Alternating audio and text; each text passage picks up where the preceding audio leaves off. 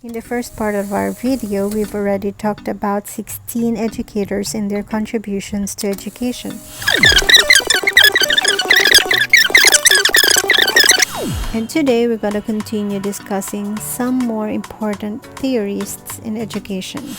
Lev Vygotsky. He's a Russian psychologist who is best known for his sociocultural theory.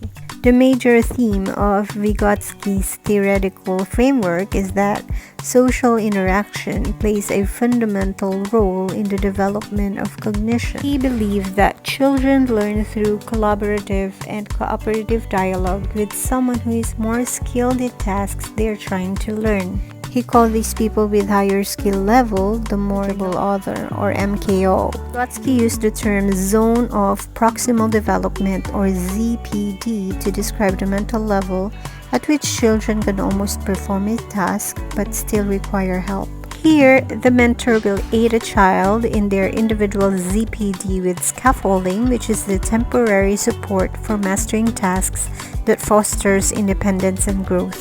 William Sheldon. He is an American psychologist and physician who was best known for his theory associating physique, personality, and delinquency. Sheldon associated body types with human temperament types. He claimed that a body type could be linked with the personality of a person. He says that a fat person tends to have an outgoing and more relaxed personality, while a more muscular body type person is more active and aggressive.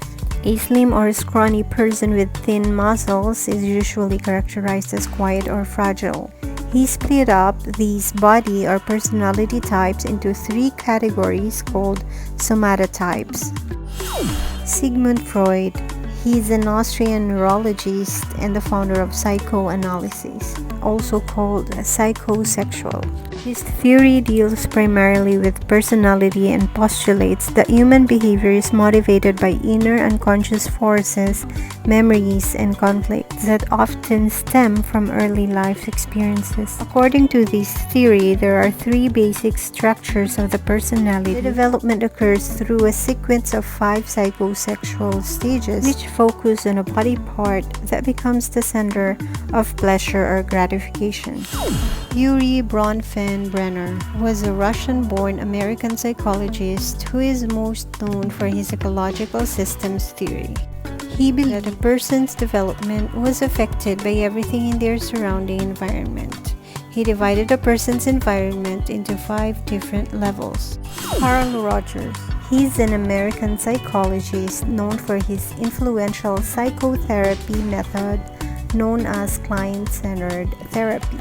He applied this concept to education and distinguished 2 types of learning: the cognitive learning, such as learning vocabulary or multiplication tables, and the experiential learning, which refers to applied knowledge such as learning about engines in order to repair a car. He believes that experiential learning addresses the needs and wants of the learner. The qualities of experiential learning are personal involvement, self-initiated, evaluated by learner, and pervasive effects on learner.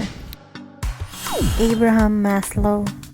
Maslow is an American psychologist and philosopher best known for his self-actualization theory of psychology, which argued that the primary goal of psychotherapy should be the integration of the self. Maslow developed his theory of hierarchy of needs, a concept of human motivation which argued that people are motivated to fulfill basic physiological needs before moving on to other more advanced needs. Maslow believed that truly healthy people were self-actualizers because they satisfy the highest psychological needs, fully integrating the components of their personality or self. Louis RATH'S.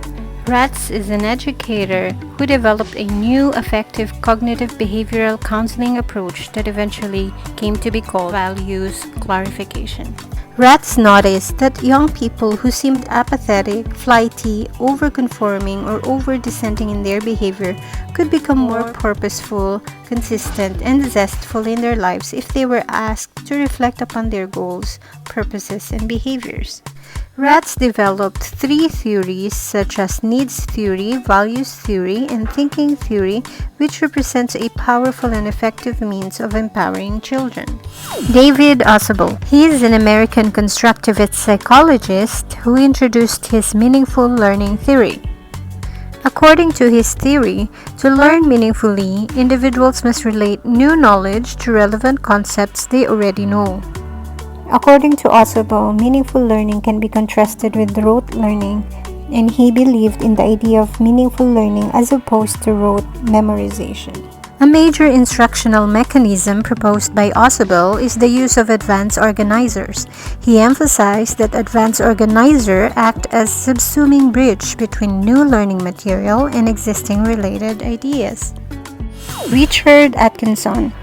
He is an American professor of psychology and cognitive science and an academic administrator. Atkinson is widely recognized for his scientific, academic, and administrative accomplishments. The theory of human memory, which Atkinson put forward with his student Richard Shifrin, has been influential in shaping research in the field of human memory. Richard Shifrin is a professor of cognitive science and has contributed a number of theories of attention and memory to the field of psychology. Their theory is generally referred to as the Modal model of memory or the Atkinson-Shifrin theory. It describes three storage systems that are linearly connected and is described as a model for information processing. The information processing theory is based on the idea that humans actively process the information they receive from their senses like a computer does. Learning is what is happening when our brains receive information, record it, mold it, and store it. In information processing theory, as the student takes in information, that information is first briefly stored as sensory storage, then moved to the short-term or working memory, and then either forgotten or transferred to the long-term memory.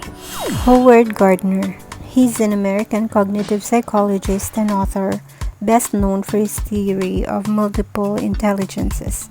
Gardner proposed that there are 8 intelligences and has suggested the possible addition of a 9th known as existentialist intelligence. Gardner explicates the theory of multiple intelligence with the significant remark that every individual comprises all of 9 intelligences that constitute his theory. He further explains that every individual has a unique profile of intelligences.